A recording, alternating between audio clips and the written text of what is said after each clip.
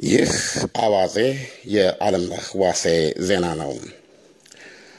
ፋና ብሮድካስቲንግ ኮርፖሬት ተብሎ የሚታወቀውና ለአያሌ አስርት ዓመታት በስራ ላይ ልምድ ያዳበረ ሬዲዮ ጣቢያ ሪካርድ የሚለውን ቁልፍ ሳንጫን ስለቀረን ውይይቱ አልተቀረጸም የሚል መልእክት ሰማያዊ ተብሎ ለሚጠራ ፓርቲ ያስተላለፉ መሆኑን ኢሳት የተሰኘው የሳተላይት ቴሌቪዥን ጣቢያ ዘገበ።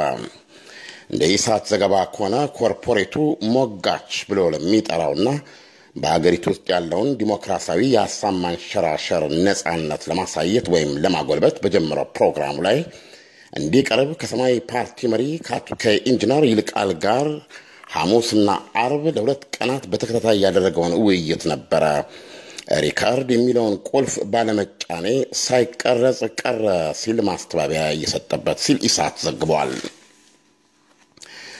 ነገሩን ግራ አጋቢና አሳዛኝ የሚያደርገው የዚህ ኃላፊነት የጎደለው ድርጊት ፈጻሚ ሆነው የተገኙት ሞጋች የተባለው ፕሮግራም ዋና አዘጋጅና የጣቢያው ምክትል ስራ አስኪያጅ ራሳቸው አቶ ብሩክ ከበደ መሆናቸው ነው። አቶ ብሩክ ከበደ ለወትሮ የጣቢያው አንድ ኤዲተር የነበሩና በአጭር ጊዜ በስልጣንም በሀብትም በእመርታ የገሰገሱ ባለስልጣን መሆናቸውን የተለያዩ ውስጥ አዋቂ ምንጮች ይናገራሉ። የፖለቲካ ምርጫ የአንድ ህዝብ መሪዎች ለመሾምና ለማውረድ ቁልፍ የሆነ የህዝብ ሰላማዊ የስልጣን ምንጭ ከመሆኑ አንጻር በፖለቲካ ፓርቲዎች መካከል የሚደረጉ የሐሳብ ፍጭቶች ተገቢ ትኩረት አግኝተው የሚሰራባቸው ይመስሉ ነበር።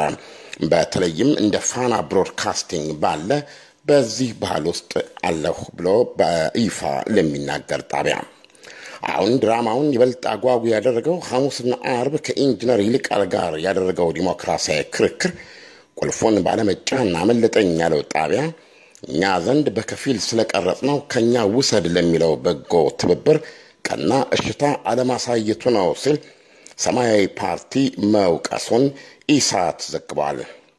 ይህ የፋና ምክትል ስራ አስኪያጅና ሞጋች አቶ ብሩክ ከበደ ቁልፉን ስላልተጫንኩ አልቀዳሁትም ያሉት ውይይት በኢሳት በከፊል እንደሚቀርብ መዘገቡ ድራማውን የበለጠ የሚያጦዘው ነው። እንደ ሰማያዊ ፓርቲ እምነት ወትሮውን ፋና ያወያያቸው እና ያሟግታቸው መንገድ ዋነኛው ምክንያቱ ዲሞክራሲን ለማዳበር ብሎ ሳይሆን እነሱን የሚመታበት መንገድ ለመፈለግ ነበር። ይህ ስላልተሳካ ነው የሚል እምነት አላቸው።